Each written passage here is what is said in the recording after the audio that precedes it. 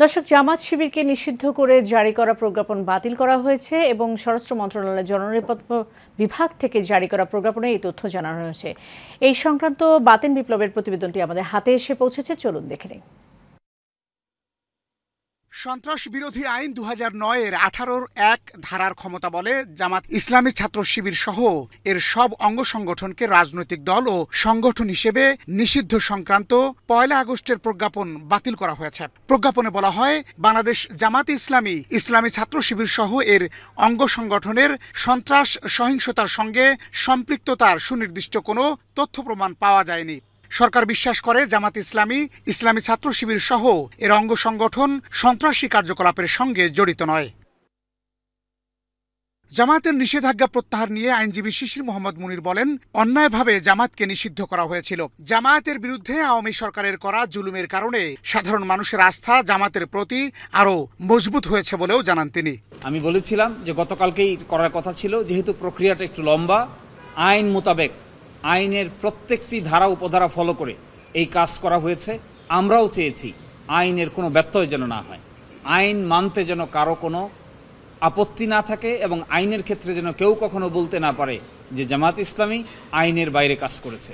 জামাতকে উদ্দেশ্য প্রণোদিতভাবে নিষিদ্ধ করা হয়েছিল জানিয়ে আইন উপদেষ্টা ডক্টর আসিফ নজরুল বলেন, ছাত্র জনতার গণ অভ্যুত্থানকে ভিন্ন খাতে প্রবাহিত করতেই জামাতকে টার্গেট করেছিল আওয়ামী লীগ।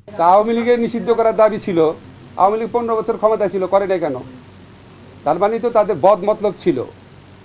15 বছর তারা ক্ষমতায় ছিল, তারা তাদেরই সহযোগী সংগঠন বিভিন্ন মহল থেকে তারা এই ধরনের দাবি তুলেছে। আবার আমরা অতীতে দেখেছি আওয়ামী লীগ জামাতকে সাথে নিয়ে 1986-এর ইলেকশনে গেছে, 1988-এ সংসদে একসাথে পদত্যাগ করেছে। একসাথে পদত্যাগ করার পর একসাথে প্রয়াত মতিউর রহমান নিজামী সাহেবের সাথে আওয়ামী লীগের সভানেত্রী সাংবাদিক সম্মেলন করেছেন।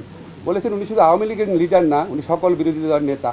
এদিকে সাংবাদিকদের সাথে মতবিনিময় সভায় জামাতের আমির ডাক্তার শফিকুর রহমান অতীতের সকল জুলুম অন্যায় ক্ষমা করে দিয়ে বলেন, শাসক যেন সমাজের কাউকেই দাস মনে না করে, এমন সমাজ ব্যবস্থাই গড়ে তুলতে চান তিনি।